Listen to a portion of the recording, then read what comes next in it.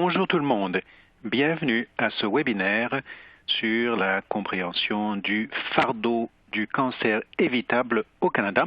Conclusion de l'étude Compare, risque attribuable du cancer chez la population canadienne. Je m'appelle Elizabeth Holmes, je suis gestionnaire politique de santé à la Société canadienne du cancer et je suis très heureuse d'animer ce webinaire. Avant de commencer, quelques détails administratifs.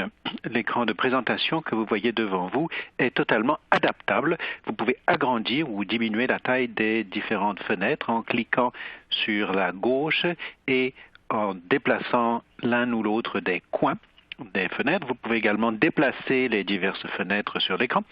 Vous pouvez poser vos questions en tout temps. Grâce à l'onglet de questions au bas de l'écran, nous tâcherons de répondre à un aussi grand nombre de questions que possible pendant la période de questions. À la fin, nous ferons un suivi si nous ne pouvons pas répondre à vos questions et si vous éprouvez des difficultés techniques, envoyez un courriel à l'adresse qui figure sur l'écran. Je suis très heureuse de vous présenter nos conférenciers aujourd'hui. Les deux principaux co-chercheurs de l'étude Compare sont à Calgary. La Dr Christine Friedenreich est directrice scientifique du département de recherche sur l'épidémiologie et la prévention du cancer au service de santé de l'Alberta. Le Dr Darren Brenner est professeur adjoint au département d'oncologie et des sciences de la santé communautaire à l'Université de Calgary. Sont également présents une co-chercheuse de l'équipe de transmission de la connaissance de St. John's Terre-Neuve, la Dr Leah Smith, gestionnaire principale surveillant Société canadienne du cancer. Et à Toronto, je vais également faire une présentation au nom de l'équipe de transmission de connaissances. À présent, je donne la parole à la Dr Christine Friedenreich. Dr Christine Friedenreich. Merci beaucoup, Elizabeth Holmes. Bonjour à tous.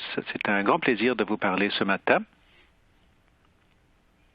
Aujourd'hui, je vais brièvement présenter les objectifs du webinaire. Je vais évoquer l'équipe de l'étude et le partenariat avec la Société canadienne du cancer. Ensuite, mon confrère, le Dr Darren Brenner, va donner un aperçu de l'étude, y compris sa conception, sa méthodologie et les résultats initiaux. Elizabeth Holmes et la Dr Smith vont conclure en parlant de l'application des connaissances issues de ce projet et après nous allons répondre à vos questions. Les objectifs du webinaire sont donc de donner un aperçu de l'étude Compare et de ses résultats et de partager les ressources existantes ainsi que de discuter des initiatives actuelles et futures ainsi que des prochaines étapes en recherche. Donc, l'équipe de l'étude Compare était pan-canadienne et incluait des regroupements dans différentes régions. Le groupe central était basé en Alberta, les services de santé de l'Alberta et l'Université de Calgary, co-dirigés par le Dr Brenner et moi-même. Il y avait également une équipe de chercheurs au service de santé de l'Alberta et de l'Université de Calgary qui se concentrait sur des aspects du mode de vie, des facteurs de risque et de l'incidence du cancer.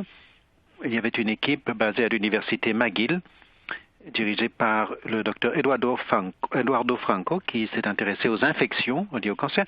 Une équipe spécialisée dans l'environnement, dirigée par le Dr Will King à l'Université Queen's, avec comme co-chercheur, donc dans ce volet sur les facteurs environnementaux, le Dr Paul Demers à Cancer Ontario et le Dr Paul Villeneuve. Le groupe d'application des connaissances était co-dirigé par les Dr Leah Smith, Rodenthal et Prithwishte. Elizabeth Holmes et Zeynab El Masri à Action Cancer Ontario faisaient également partie de ce groupe. Il y a un autre volet dans ce projet qui consistait en une étude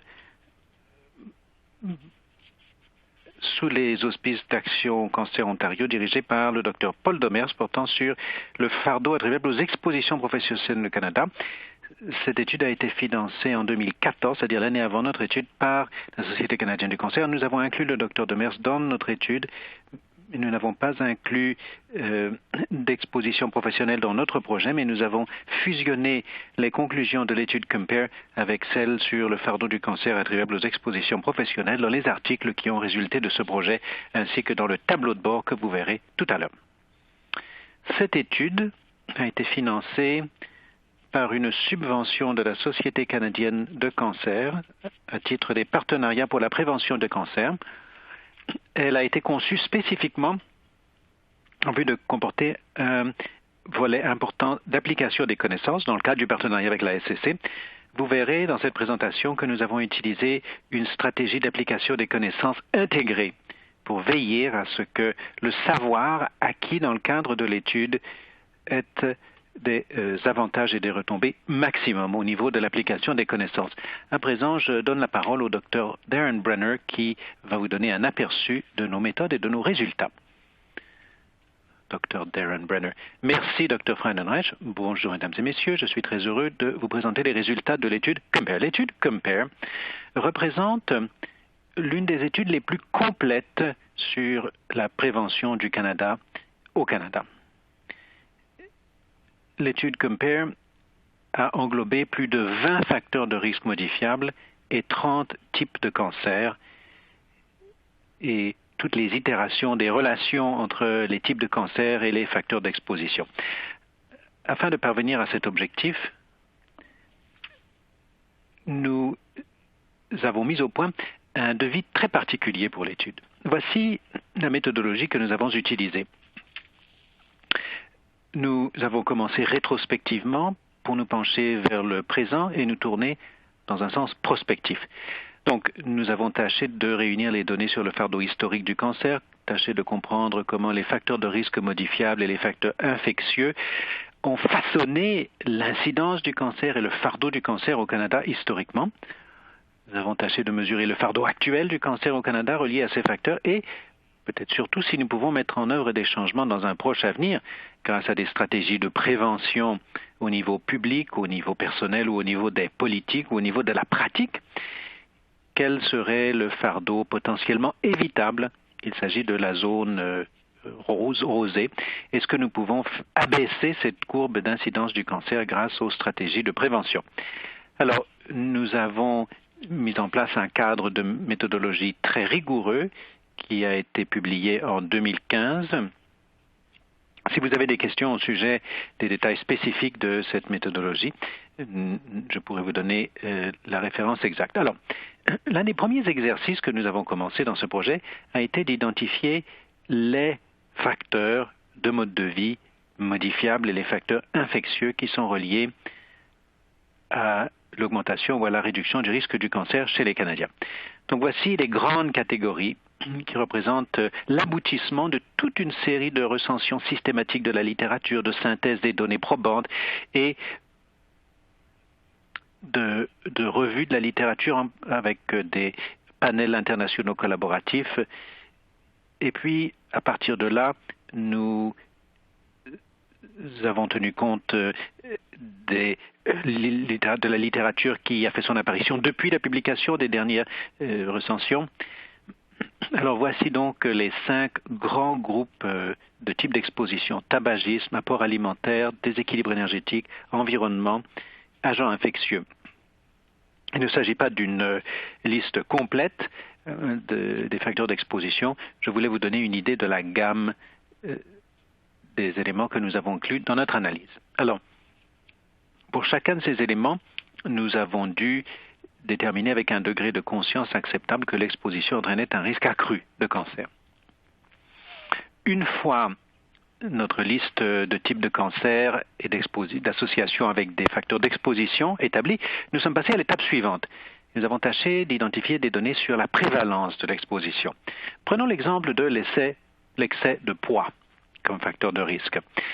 Nous allons vous montrer l'estimation du fardeau actuel et celle du fardeau futur. Donc voici un exemple d'un processus de bout à bout. Nous savons que l'excès de poids accroît le risque de multiples cancers chez les Canadiens. Nous avons donc tâché de déterminer quel était le fardeau actuel du cancer. Autrement dit, aujourd'hui, quel est le fardeau du cancer dû à l'exposition passée à l'excès de poids. Alors, nous avons ensuite modélisé ces expositions, ces associations. Nous avons entamé un examen très complet pour déterminer quels étaient les ensemble de données les plus probantes pour quantifier et estimer l'exposition au niveau de la population à chacun de ces facteurs. Vous voyez que pour l'embonpoint et l'obésité, nous avons tâché d'utiliser, dans la mesure du possible, des enquêtes nationales pondérées de Statistique Canada. Donc, l'enquête sur la santé dans les communautés canadiennes nous a permis de recueillir des données sur l'âge, la province et le sexe pour la proportion des Canadiens présentant l'embonpoint ou l'obésité, c'est-à-dire un indice BMI supérieur à 25 ou 30 respectivement. Nous savons que ce facteur est relié à la prévalence de multiples types de cancers. Pour chacun de ces types d'exposition, nous avons tâché de procéder à des analyses de sensibilité dans la mesure du possible pour dire, quel pourrait être le biais introduit par l'utilisation de mesures autodéclarées. Dans certains cas, nous avons pu valider par exemple la taille et le poids par l'enquête canadienne sur les mesures de santé ou les données sur l'activité. Certaines de ces données ont donc pu être validées. Une fois les estimations de risque établies, nous avons pu obtenir des mesures détaillées de l'exposition et de la prévalence au niveau de la population avec assez détaillé par âge, selon l'âge, le sexe, la province et ainsi qu'au niveau national. Et nous avons pu commencer à travailler dans ce cadre afin d'estimer le fardeau évitable. Alors, il y a une chose que nous voulions envisager. Nous savons que ces expositions ne sont pas reliées à une augmentation immédiate du risque de cancer. Il y a une période de latence entre le moment où une personne est exposée à un risque accru et l'apparition du cancer. Donc, nous sommes conscients du fait qu'il s'écoule un délai long entre le début de l'exposition, donc le moment où la personne commence d'être exposée, et d'autre part, le diagnostic en clinique et l'inscription au registre du cancer. Donc, nous avons pu incorporer cette mesure de période de latence mesurée à partir de certaines études de cohorte afin de calculer l'augmentation du risque attribuable à l'exposition.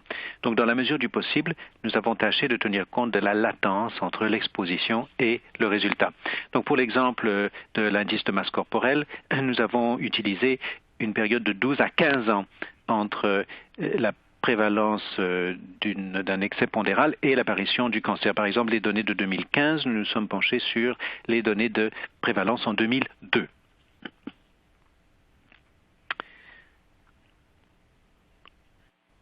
Nous avons voulu être très précis dans l'attribution des expositions au type de cancer. Pour en revenir aux recensions systématiques de la littérature et aux panels collaboratifs internationaux, nous savons, dans l'état actuel des données probantes, 13 types de cancers sont systématiquement reliés à une augmentation de la masse pondérale. Vous les voyez sur la diapositive. Nous savons quels sont les types de cancers qui sont reliés à l'exposition d'après notre recension systématique de la littérature. Nous disposions de mesures très détaillées de l'exposition et de la prévalence et nous avons pu établir le risque de cancer à partir du registre canadien du cancer. Voici où nous avons utilisé notre cadre de fardeau attribuable, où nous avons combiné ces estimations du risque, donc l'augmentation de l'exposition, la prévalence de l'exposition dans la mesure du possible d'après les enquêtes représentatives pan-canadiennes et l'incidence du cancer recueillie auprès du registre canadien du cancer. Nous avons pu établir, grâce à notre cadre de risque attribuable, estimer la proportion de cancers attribuables à ces différentes expositions ainsi que le nombre effectif de nouveaux cas de cancer au niveau pan-canadien et par province. Alors, pour conserver l'exemple de l'indice de masse corporelle, voici les résultats attribuables à chaque type de cancer. Nous avons tâché d'être aussi précis que possible. Par exemple, nous savons que le cancer du sein postménopausique est seul relié à l'indice de masse corporelle. Il s'agit donc uniquement de la proportion de cancer du sein postménopausique, ou dans le cas de l'adénocarcinome de l'œsophage, nous savons que seul ce type histologique est relié à une augmentation de la masse corporelle. Donc nous avons tâché d'être aussi précis que possible dans les associations entre l'exposition et les types de cancers. Il y a donc toute une gamme de cancers. Les proportions vont de 25% des cancers attribuables à l'indice de masse corporelle à moins de 5% dans le cas du cancer de l'ovaire. et nous avons procédé à ces calculs pour toutes les expositions et tous les types de cancers globalement par sexe, par tranche d'âge et par région géographique. Alors, jusqu'ici, ce travail nous a mené à l'endroit indiqué par la flèche, les stratégies de prévention. Donc, nous avons pu estimer le fardeau actuel du cancer. Mais le plus important pour l'avenir, le plus important pour nous, c'est de savoir à quoi ressemblera l'avenir et comment pouvons-nous influencer cette courbe. Quel est le fardeau potentiellement évitable du cancer? Alors, nous avons prolongé notre cadre de risque attribuable grâce à une collecte de données supplémentaires et une modélisation supplémentaire pour estimer le fardeau évitable du cancer. Alors, nous avons adopté une approche semblable. Nous avons utilisé des associations avec les risques. Lorsque nous étions convaincus que des augmentations ou diminutions de risque de certains types de cancers étaient attribuables à certaines expositions. Et puis ensuite, nous avons dû recueillir des données supplémentaires pour les modéliser de façon valide. Alors, nous avons adopté une approche semblable pour tâcher d'identifier la prévalence de l'exposition. Nous devions disposer de données fiables que nous pourrions modéliser pour l'avenir. Prenons encore une fois l'exemple de l'IMC. Nous avons pu recueillir des données rétrospectives depuis le début des années 90. Dans le cadre de l'enquête nationale sur la santé des populations, l'enquête sur la santé des communautés, ce qui nous a permis de réaliser des prédictions longitudinales, c'est-à-dire d'estimer à quoi ressemblerait l'avenir de chacune de ces expositions au Canada. Voici un exemple. Les hommes en rouge et les femmes en bleu. Voilà à quoi ressemble l'avenir quant à l'évolution de l'IMC moyen. Nous avons essayé plusieurs modèles, nous avons travaillé avec l'équipe de collaborative, vous avez vu le vaste réseau de co-chercheurs pour adopter des approches de modélisation défendables et pour trouver des approches de préférence publiées dans des revues revues par les pairs. Alors voilà à quoi ressemble l'exposition de la prévalence de l'exposition. Et puis nous avons également modélisé l'avenir de chaque type de cancer. Alors nous avons dû réaliser un ensemble d'étapes de modélisation très complexes à partir des données historiques sur le cancer au Canada pour chaque cohorte d'âge. Alors les couleurs foncées sont des données réelles, les couleurs plus claires sont des données projetées. La ligne pleine, ce sont les tendances réelles et la ligne brisée, ce sont les tendances modélisées. Donc, ce sont les tendances corrigées pour l'âge et les barres sont les chiffres réels. Donc, nous avons choisi les données qui nous paraissaient les plus probantes afin de faire ressortir les tendances les plus fiables pour déterminer quelles sont les valeurs de départ pour l'incidence du cancer au Canada dans l'avenir. Alors nous savons à présent, nous avons une idée de la prévalence de l'exposition dans l'avenir.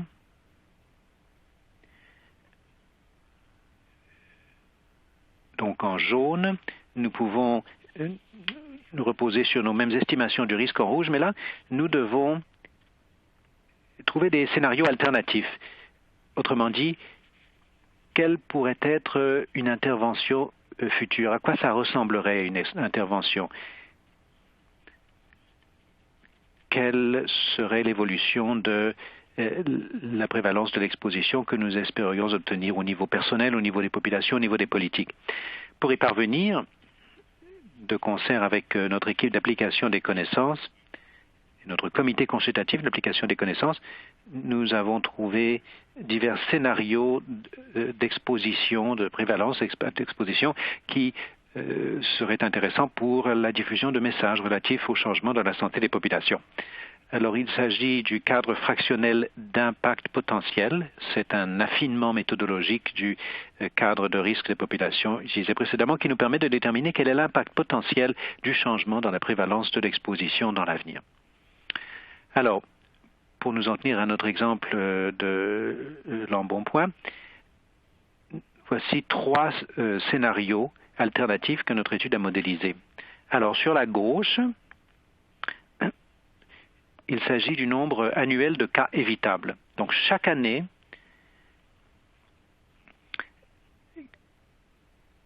si la prévalence était modifiée par rapport à notre modélisation de départ.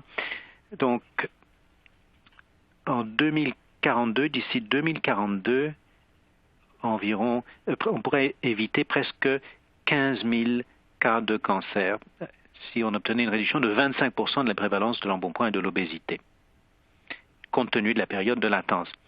Alors donc ces trois scénarios sont liés à une projection future de l'indice de masse corporelle. Si l'augmentation historique prenait fin et que l'IMC de la population était maintenu au niveau de 2012, ça c'est le scénario rouge. Le scénario bleu, c'est si l'indice de la population revenait à la répartition de 1994, donc une intervention pour revenir au niveau du milieu des années 90 ou une réduction de 25%. Donc voici, cela vous donne une idée des divers scénarios et de l'impact qu'ils auraient. Sur la droite, nous avons montré ces mêmes chiffres, mais cumulativement au fil du temps pour indiquer les nombres additifs. Donc la ligne verte, au fil du temps, ça commence à s'additionner. D'ici la fin de notre cadre de projection, nous aurions pu éviter plus de 110 000 cas de cancer avec une réduction de 25% de la prévalence de l'embonpoint. C'est-à-dire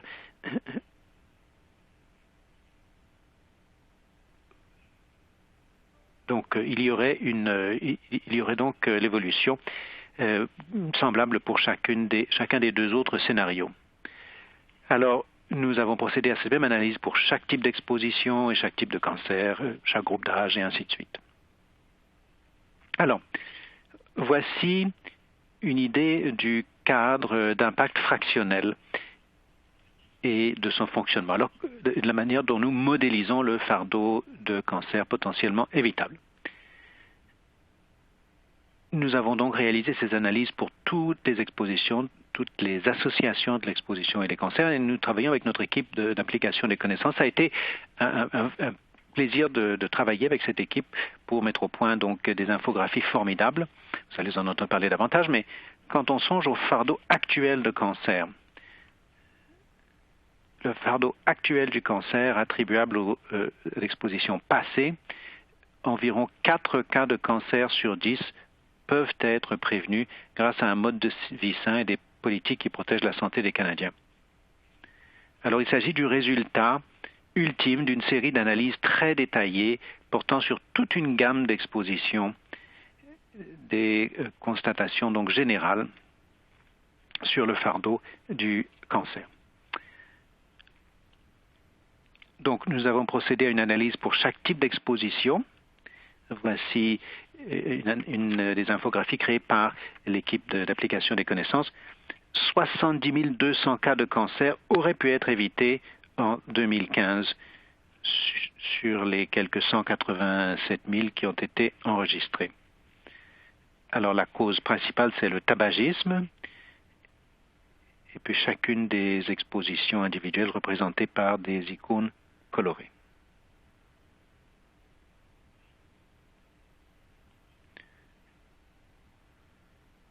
Nous montrons ça donc par pourcentage d'exposition. Le tabac continue d'être, et de loin, la cause principale de cancer évitable, suivi par l'inactivité physique, l'excès de poids, le régime alimentaire et ainsi de suite. Et encore une fois, nous avons réalisé cette analyse pour différents groupes de la population. Donc pour en revenir à notre exemple de l'excès de poids, notre conclusion, c'est que d'ici 2042, l'excès de poids deviendra la deuxième principale cause évitable du cancer après le tabagisme. Comme nous le montrions sur la ligne verte, vous vous rappelez, dans le graphique des cancers évitables, près de 140 000 cas de cancer pourraient être évités d'ici 2042 grâce à diverses mesures qui protégeraient, on peut l'espérer, donc la santé des Canadiens. Plus de 110 000 cas de cancer d'ici 2042. Alors donc, on peut se faire une idée du nombre de types de cancers qui sont affectés et plusieurs sont affectés de façon spectaculaire. Les cancers les plus courants depuis la gauche, chaque barre représente le fardeau de cancer évitable. Donc à l'extrême droite, vous avez donc un cancer. Chaque couleur représente une exposition modifiable.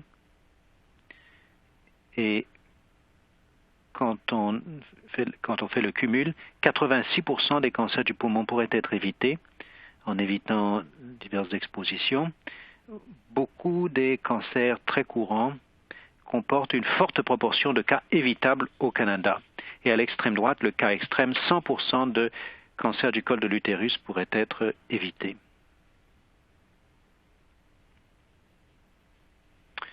Donc, si ces tendances de la prévalence des facteurs de risque actuels se maintiennent, le nombre de cas de cancer évitables pourrait passer à des chiffres très très élevés, supérieurs à 100 000 en 2042. Il est donc important de connaître la méthodologie qui a été utilisée par ces analyses et nos partenaires de l'équipe d'application des connaissances vont accélérer la diffusion de ces résultats.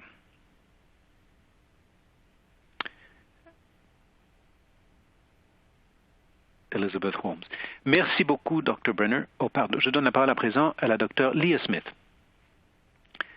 Dr. Leah Smith. Merci beaucoup. Donc, comme vous avez pu le constater en écoutant le Dr. Brenner, cette étude a porté sur 20 facteurs de risque, 30 types de cancers, par âge, par sexe, par région, l'exposition, c'est-à-dire le fardeau évitable actuel et futur. Cette étude a réalisé un nombre énorme de données. Alors donc, nous avons voulu avoir un impact très important sur la lutte contre le cancer au Canada. C'est ainsi que nous avons décidé non seulement de financer l'étude, mais de devenir des partenaires. En vertu de ce partenariat, le personnel de la SCC, c'est-à-dire Elisabeth Holmes et moi-même, avons été intégrés au sein de l'équipe de recherche. Nous avons été des membres à part entière de l'équipe de recherche pour toute la durée de l'étude. Alors, cette image est une façon un petit peu différemment de montrer celle que le Dr. Friedenreich a montrée tout à l'heure. Cela montre la façon dont l'intégration a fonctionné. Donc, le groupe d'application des connaissances est représenté en orange et fait partie du modèle de comparaison parallèlement au centre de recherche, au groupe de recherche qui ont étudié les facteurs de risque, environnement, infection, mode de vie et méthode. Il s'agissait de combler l'écart entre les chercheurs et la communauté de lutte contre le cancer. La SCC représente de nombreux points de vue de la communauté de lutte contre le cancer, mais pas tous. Nous savions qu'afin d'accroître au maximum le potentiel de cette étude, nous devions consulter d'autres parties prenantes. C'est pourquoi nous avons créé un comité consultatif d'application des connaissances. Le comité consultatif d'application des connaissances réunissait des professionnels du sein de la SCC et au-delà, des spécialistes en communication, des médecins, des chercheurs, des spécialistes de l'intérêt public, la défense de l'intérêt public et bien d'autres personnes encore. Nous avons travaillé en étroite collaboration avec ce comité consultatif d'application des connaissances pour mettre au point un plan plus détaillé d'application des connaissances et ça a été en consultation avec l'équipe de recherche et le comité consultatif d'application des connaissances que nous avons identifié nos 6 principaux publics. Vous les voyez donc sur la droite. En fonction de ces 6 grands publics cibles, nous avons créé un plan d'application des connaissances qui comportait des tactiques que nous utiliserions pour rejoindre ces publics. Bien sûr, il nous a fallu créer toute une gamme de produits d'application des connaissances conçus pour rejoindre l'un ou plus de ces publics cibles. Et ce sont ces produits dont Elisabeth et moi allons vous parler aujourd'hui. Bien sûr, les publications avec revues par les pairs constituaient une façon privilégiée de rejoindre les cliniciens et les experts, mais aussi de nous assurer que notre étude était validée au niveau scientifique le plus élevé. L'information découlant de cette énorme étude, nous ne voulions pas qu'elle paraisse petit à petit.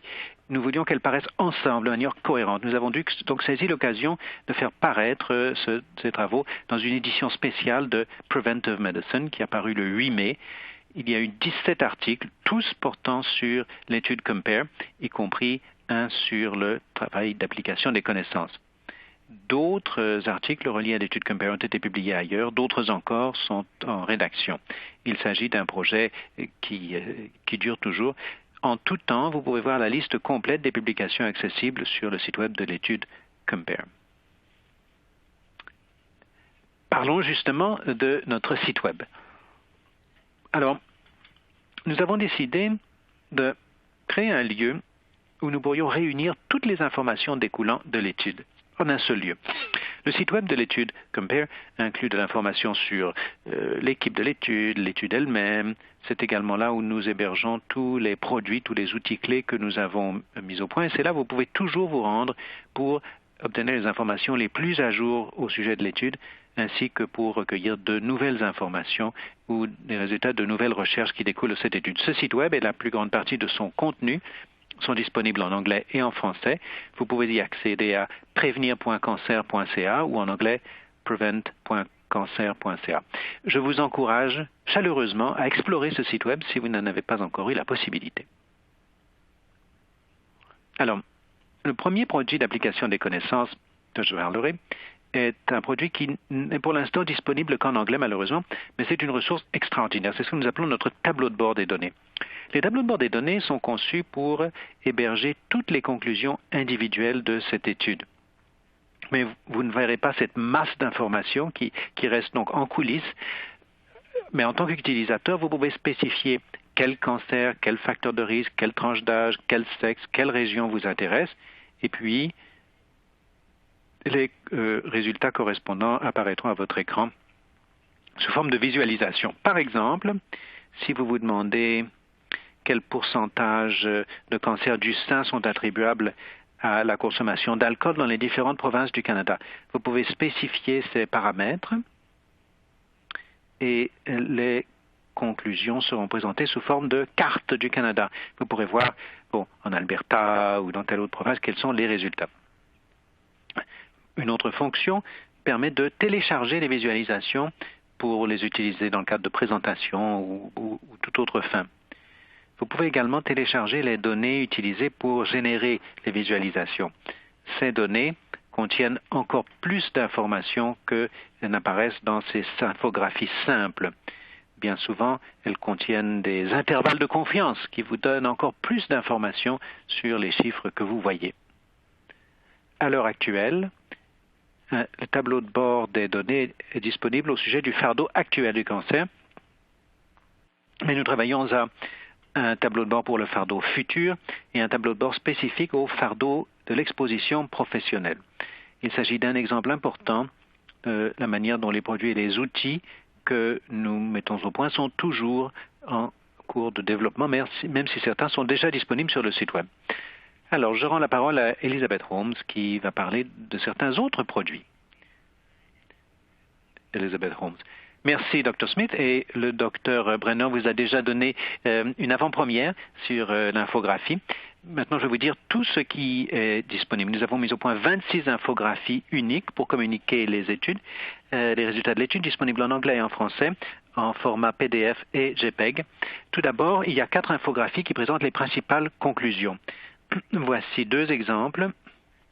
Le message global étant que 4 cas de cancer sur 10 peuvent être prévenus. Et puis, il y a une infographie en spirale ou en bulle qui montre le nombre de cas de cancer qui pourraient être prévenus au Canada en modifiant certains facteurs de risque. Cette spirale est disponible pour chaque province ainsi que pour l'ensemble des provinces et territoires. Ensuite, nous avons les infographies sur les 11 facteurs de risque, les 11 infographies sur les facteurs de risque. Chaque section est disponible comme une image solo pour les médias sociaux ou toute autre fin. Chaque infographie sur un facteur de risque décrit le lien avec le risque du cancer, la prévalence du facteur de risque au sein de la population canadienne, le nombre actuel de cas de cancer attribuables au facteur de risque modifiable, et puis, pour l'avenir, le nombre de cas de cancer qui apparaîtront si les tendances actuelles se poursuivent et le nombre de cas de cancer qui pourraient être prévenus en fonction de divers scénarios futurs que le docteur Brenner a décrit. Par exemple, regardez l'infographie sur le tabac. On pourrait prévenir 50 000 cas de cancer d'ici 2042 si on parvenait à un taux de tabagisme de 5% d'ici 2025. Alors, ensuite, il y a 11 infographies sur les types de cancer. Chacune présente l'incidence actuelle du cancer et la proportion évitable. Pour chaque facteur de risque, le nombre actuel de cas de cancer attribuables au facteur de risque, et puis un énoncé général signalant les 3 principaux facteurs de risque pour chaque type de cancer, en soulignant le fait que nous pouvons réduire le nombre de cas de cancer dans l'avenir si nous agissons maintenant. Ensuite, nous avons des graphiques tirés des articles publiés dans les revues spécialisées portant sur différents cas de cancer évitables avec modification de facteurs de risque si nous modifions les tendances actuelles dans différents scénarios. Ces infographies en couleur peuvent être téléchargées sur notre site web. Nous avons également une vidéo d'1 minute explorant la prévention du cancer au niveau des populations au Canada et signalant quelques-unes des conclusions intéressantes de l'étude Compare. Cette vidéo est disponible sur la page d'accueil de notre site web et elle est également disponible sur YouTube. Ce webinaire constituera également une ressource très utile pour présenter l'étude Compare, vous permettre de vous rafraîchir la mémoire également. Il sera disponible sur notre site web dès la semaine prochaine.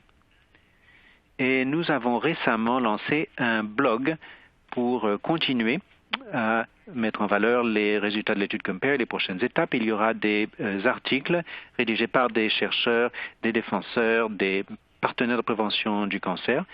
Donc, restez à l'affût à prévenir.cancer.ca/blog. Si vous utilisez les résultats de l'étude Compare dans votre travail, envisagez d'écrire un article. Et les lignes directrices pour soumettre un article se trouvent sur le site web. Et nous sommes ravis de vous dire que nous avons déjà constaté que les résultats de l'étude Compare ont été utilisés pour soutenir le travail de prévention du cancer au Canada. Les conclusions sur le tabac ont figuré dans la plateforme de l'élection fédérale de la Société canadienne du cancer qui revendique des droits annuels de recouvrement de coûts dont la SCC préconise qui devrait frapper l'industrie du tabac. Et dans l'Ontario rural, on voit l'infographie de l'étude Compare imprimée et dans une salle d'attente d'une équipe de santé familiale à côté des autres documents proposés aux personnes dans la salle d'attente. Alors à présent, c'est tout ce que nous voulions vous dire. Continuez de nous poser vos questions dans la fenêtre de questions en bas de l'écran et nous allons faire de notre mieux pour y répondre. Si nous n'avons pas le temps de répondre à vos questions, nous allons faire un suivi plus tard. Alors tout d'abord, donc du Burkina Faso, le registre du cancer du Burkina Faso, on nous pose une question sur le rôle du registre canadien du cancer dans la collecte des données. Et puis quelques autres questions sur le registre du cancer que nous allons donner réponse par courriel. Mais merci d'être présent. Donc je pose la question aux chercheurs.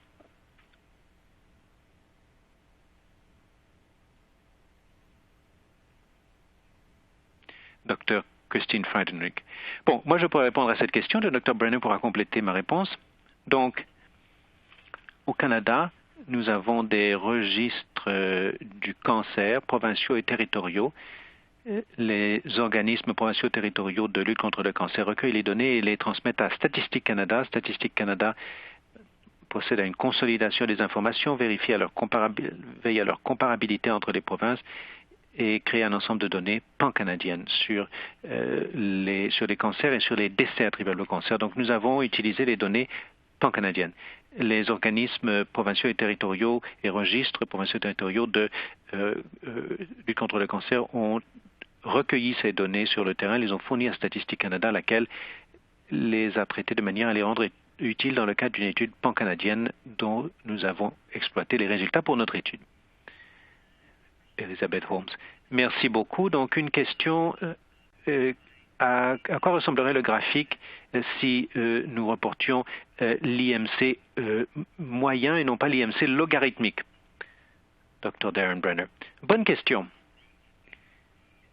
Bon, ce n'est pas aussi spectaculaire. Il y a toujours une augmentation au fil du temps. Nous nous sommes efforcés de ne pas avoir des projections déraisonnables. Par exemple, quand nous avons 3 catégories, la raison pour laquelle nous montrons l'IMC pour une catégorie unique, c'est pour montrer la moyenne, mais dans nos études, nous utilisions 3 catégories et nous relions les proportions à l'une des catégories.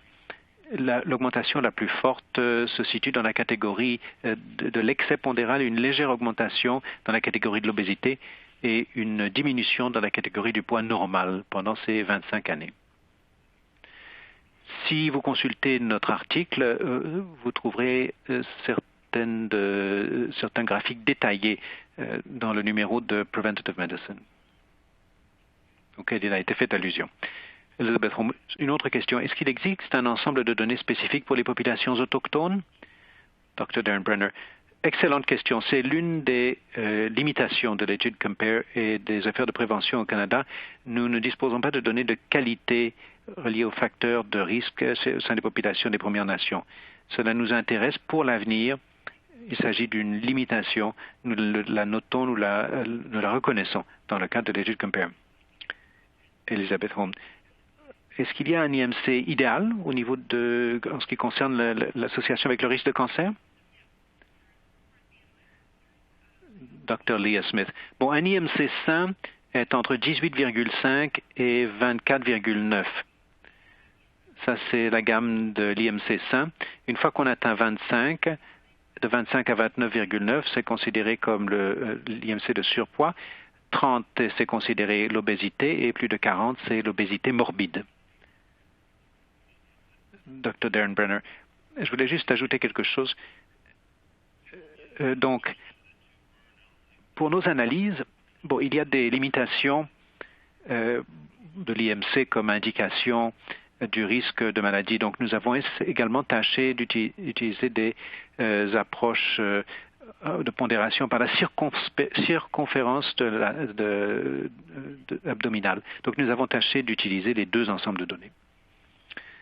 Elizabeth Holmes. Puisqu'il est difficile de recueillir des données fiables sur les cancers de la peau autres que le mélanome, je présume que vos conclusions sur l'exposition aux rayons ultraviolets et les liens avec les autres cancers sont reliés au mélanome? Dr. Darren Brenner, oui, c'est le cas pour le moment. Un de nos excellents stagiaires, Donald Sutherland, vient de réaliser des estimations du fardeau évitable attribuable au cancer du sein autre que mélanome. Les résultats devraient être publiés d'ici quelques mois dans la littérature scientifique. Il s'agit d'une des limitations actuelles de l'étude COMPARE, mais notre équipe s'est occupée de cet aspect et ces résultats seront publiés. Elizabeth Holmes, avec quels outils avez-vous créé votre tableau de bord? Dr. Darren Brenner, bonne question. Bon, je pourrais trouver les outils EXA et répondre hors ligne.